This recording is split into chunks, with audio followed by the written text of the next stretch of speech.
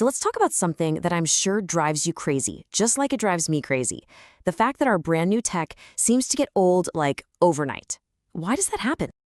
You know the feeling, right? You save up, you finally get that shiny new phone or laptop, and you're so excited. And then just a few months down the line, it feels like you're already behind. It's a super common and super frustrating feeling. Okay, picture this. You take your computer in because it's acting a little sluggish, you're expecting a simple fix, and then the technician looks at you and says this. It's not even broken. It's just old. And that's exactly what you'd say, isn't it? 3 years ago? That's not old. It feels like there's this huge gap between how we see time and how fast technology moves. So, what is really going on? Well, let's get into it. The whole reason your perfectly good computer starts to feel slow and clunky comes down to one big idea in the world of tech: obsolescence. Let's really break down what that word actually means for us and our wallets. Now, here's the key thing to get. Obsolete does not mean broken. Your 3-year-old laptop might be working just fine, but there's always something newer, faster, and way more powerful that's been built to handle today's much more demanding software. To really wrap our heads around why this happens so fast, we gotta have to peek under the hood and make sense of some of that technical language they throw at you in the electronics store. Let's quickly go over the parts that really make a device feel fast or slow. First things first, we've got the processor.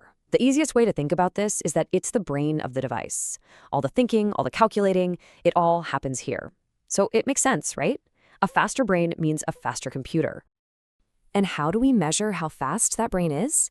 Well, that's where you see the term gigahertz, or GHz. Long story short, a bigger number here means the brain can process information faster, making everything you do feel snappier. Next, let's talk storage, because the amount of stuff we need to save has just exploded. We used to think in megabytes, which now seems tiny. Then we jumped to gigabytes, and now we're dealing with terabytes. All our modern apps and files take up so much more room, and older devices just weren't built for it. And finally, there's RAM. So if the processor is the brain, you can think of RAM as its short-term memory, or maybe like its desk space. The more RAM you have, the more things you can work on at once without the whole system getting bogged down and slow. Okay, so now we know what makes the device fast. But the bigger question is, why is it all improving so incredibly quickly? To answer that, you have to take a step back and look at just how far we've come in such a short time. I mean, just pause and think about this for a second. Before computers were in every home, sending a message meant writing a letter and waiting. And waiting. Getting news meant buying a newspaper. Now, everything is instant. It's totally changed how we live. And the speed of that change is just mind-blowing. In the 1950s, a single computer filled an entire room. By the 80s, boom, it's sitting on our desks at home. Then the 90s connect us all with the internet, which set the stage for the biggest leap yet. And that incredible evolution brings us to, without a doubt, the most important device of our time, the one that literally put a supercomputer into everybody's pocket. That's right, 2007.